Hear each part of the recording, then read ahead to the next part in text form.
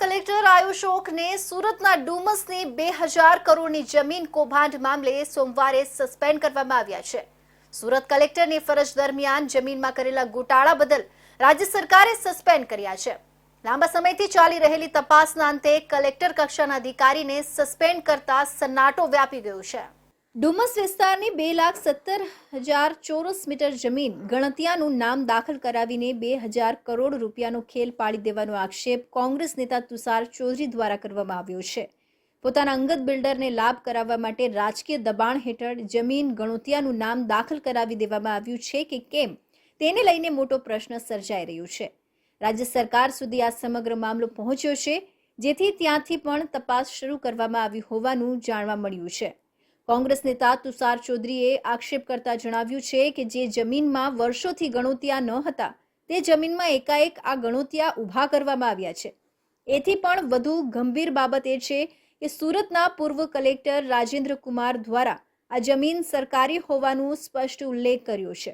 તો આ સરકારી જમીન બદલી થવાના એક દિવસ પહેલા જ તે સમયે સુરતના કલેક્ટર રહેલા આયુષ ઓક દ્વારા ગણોતિયાનું નામ દાખલ કરવા માટેનો આદેશ કેવી રીતે અપાયો છે? આ સમગ્ર મામલે એસઆઈટીની રચના કરી તપાસ થવી જોઈએ। હાલ આ મુદ્દે સમગ્ર જિલ્લામાં ચર્ચાનો વિષય બન્યો છે। હાલમાં થયેલા આદેશ મુજબ વલસાડના અધિક કલેક્ટરને જિલ્લા કલેક્ટરનો વધારાનો ચાર્જ સોંપવામાં આવ્યો છે। ગુજરાતના લેન્ડ ગ્રેબિંગ એક્ટ 2020 મુજબ આ મામલામાં બિલ્ડર અને કલેક્ટર વિરુદ્ધ ગુનો બનતો હોય સમગ્ર મામલે ક્રિમિનલ કેસ દાખલ થઈ શકે છે અને આ કેસમાં સામેલ બિલ્ડર અને કલેક્ટર સહિત જેટલા પણ આરોપીઓ સામેલ હશે એ તમામ વિરુદ્ધ ગુજરાત લેન્ડ ગ્રેબિંગ એક્ટ હેઠળ કાર્યવાહી થશે અને આ કાયદા હેઠળ 10 વર્ષની સજાની જોગવાઈ હોય છે। એટલે ડાર્ક આરોપી હવે આ ગુનામાં બચી શકે એમ નથી દેખાતા। કલેક્ટર દ્વારા આ હુકમ કરવા પાછળ પોલિટિકલ પ્રેશર હોવાની વાત પણ ખૂબ ચર્ચાનો વિષય બની છે અને કહેવાય છે કે કોઈ મોટા રાજકીય નેતાના કહેવાથી કલેક્ટર દ્વારા આ હુકમ કરવામાં આવ્યો હતો, જે હવે વધુ ઊંડાણપૂર્વકની તપાસ બાદ રાજકીય નેતાનું નામ પણ આ મામલામાં ખુલવા પામે એવી પૂરી શક્યતા પણ દેખાઈ રહી છે। આ 311/3 સીટ પડતર તરીકેની સરકારી જમીન છે એવો હુકમ કરેલો હતો। એ અનુસંધાનમાં આ સરકારી સીટ પડતરની જમીન હતી।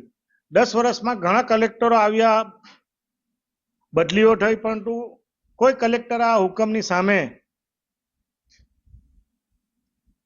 આ માંગણી કરતા લોકોની કોઈ પણ ફાઇલો એના આગળ ચલવી ન હતી। હાલના જે સસ્પેન્ડેડ કલેક્ટર છે એ કલેક્ટરે 30મી તારીખે રાજ્ય સરકારે બદલીના જે આઈએસના ઓર્ડર કર્યા હતા એમાં એમનું પણ નામ હતું।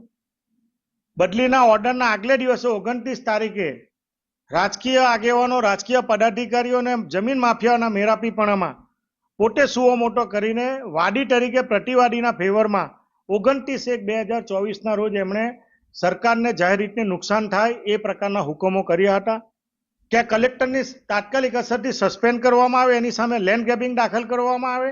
કોંગ્રેસના નેતા દર્શન નાયકે કહ્યું કે સસ્પેન્ડેડ કલેક્ટર જે તે વખતે સુરતના કલેક્ટર હતા ત્યારે તેમણે બદલીના આગલા દિવસે જ આ જમીનમાં નામ ચડાવી દીધા હતા। ડુમસની 311/3ની સરકારી જમીન ખાનગી કરવામાં આવી છે। આ મુદ્દે કલેક્ટર આયુષ ઓકને સસ્પેન્ડ કરાયા છે, પરંતુ તેમની સામે એસીબી તપાસ થવી જોઈએ, કારણ કે સુરત સહિતની ઘણી જમીનો તેમણે આ રીતે ખાનગી માલિકોને વેચી મારી હોઈ શકે છે। ગરીબ